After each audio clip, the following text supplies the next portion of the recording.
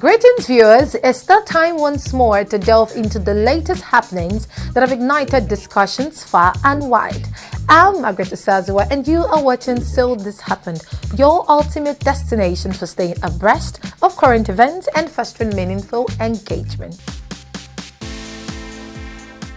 Now to the first story of the day. Well, I would say grab your popcorn because this love story is juicier than a Nollywood blockbuster. So imagine this.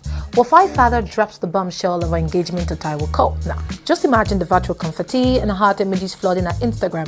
But hold up, the party gets crashed faster than you can say happily ever after, as online in-laws start airing out Taiwo's dirty laundry, calling him the bully of the century. Poor Taiwo, did he steal everyone's lunch money or what? And just when you think that's the peak drama, the Cole family drops a bombshell bigger than any plot twist in a telenovela, okay drama if I might add. They pulled a "sorry we didn't sign up for this card," denying all knowledge of the traditional wedding. Now, a statement signed on behalf of the Cole family by engineer Taiwo Cole notified everyone that neither was the family aware of nor granted permission for the traditional wedding. Say what now? There is more. The in-laws warned that the couple shouldn't parade themselves as members of the Cole family as they are not known or accepted by the family. Well, Wofai Fada seems unperturbed as on Monday, the 6th of May 2024, she declared that the union between her and her groom Taiwo Cole shall be permanent. Sharing more traditional photos of herself and her newly wedded husband Taiwo, a son of the prominent Cole family of Victoria Island, Lagos, I might add, she wrote, "The bride and groom are Taiwo Cole and our joy shall be permanent thanks to my team."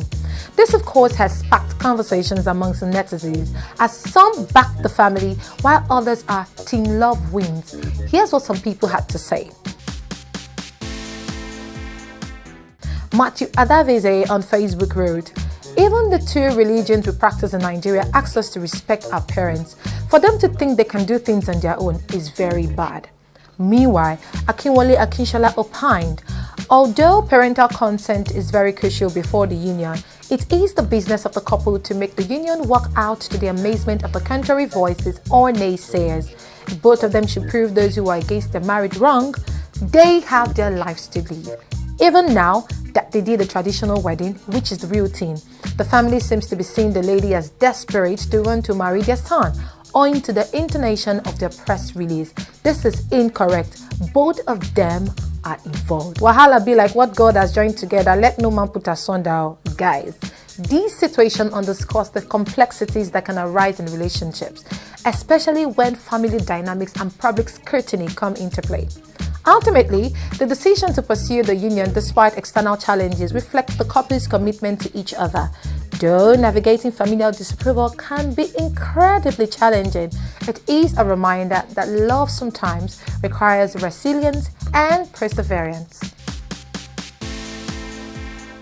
So quickly we move on to story 2.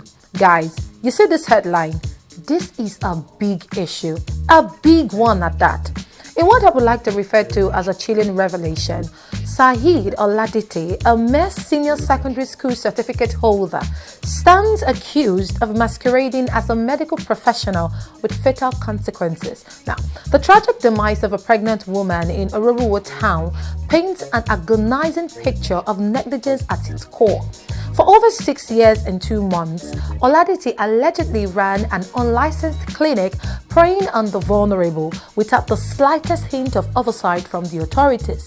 Shockingly, he even had the audacity to offer medical training, playing with lives for a mere 5,000 naira fee per trainee.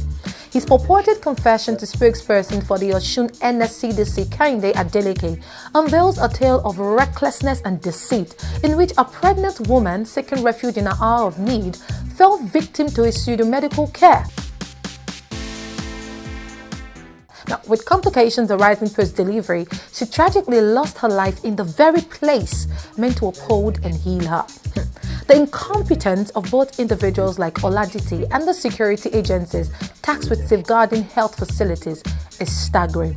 How could such a charade persist unabated, claiming innocent lives along the way.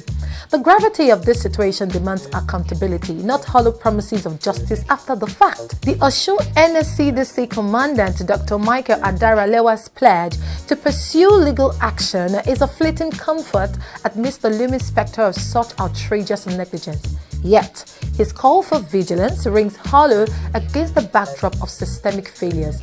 The public is left to wonder how many more must suffer before action is taken to root out these imposters and protect the sanctity of the healthcare system. So as we wrap up the program for today, I saw something quite outrageous. Of course, I will tell you. 80% of Lekki buildings have no approval. And this, of course, was revealed by Dr. Oluyinka Olumide, Lagos State Commissioner for Physical Planning and Urban Development. Now, in a recent interview, he disclosed that during a field inspection in the Lekki and Ekpe axis, it was observed that over 80% of buildings lacked the necessary approvals. Now, the oversight is particularly concerning, as many of these buildings have been inhabited or utilized for years. And one is also able to query the whopping 80% lack of appropriate approval. How come, you might ask me?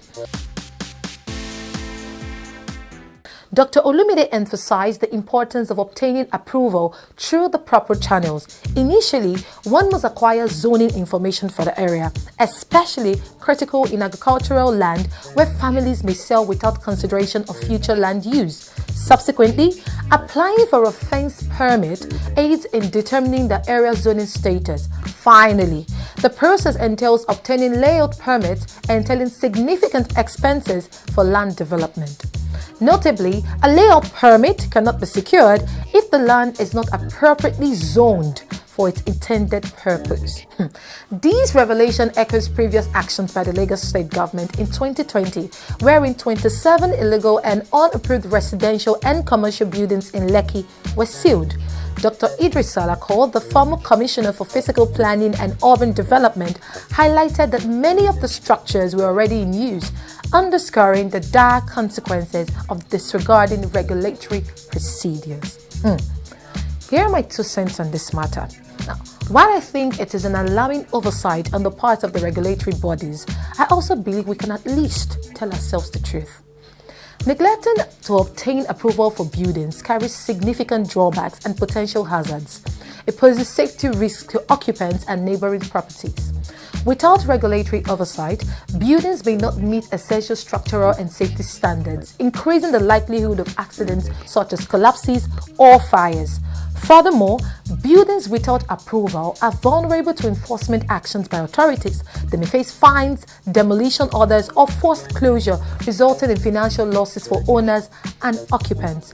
Guys, I guess what I'm trying to say is that the disadvantages of not obtaining approval for buildings extend beyond immediate legal repercussions to encompass safety concerns, urban planning issues, and economic implications. It is imperative for property owners and developers to adhere to regulatory requirements to ensure the well-being and sustainability of urban environments.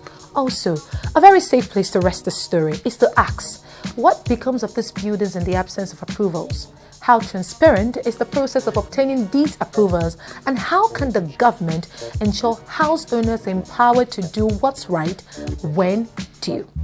With that, I say thank you immensely for watching. Be sure to connect with us on Facebook, Instagram, and X for further discussions on trending topics. Until next time, bye for now.